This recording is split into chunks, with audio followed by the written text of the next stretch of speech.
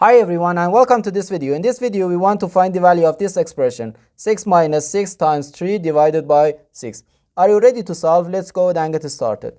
As we know, multiplication and division have higher priority than subtraction. And also multiplication and division have equal priority and we have to work from left to right. So first this multiplication and then this division and finally this subtraction. 6 times 3 equals 18. So we have 6 minus 18 divided by 6.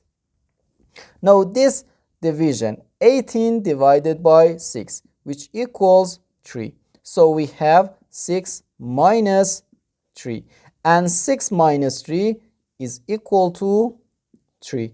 So our final answer to this problem is just 3.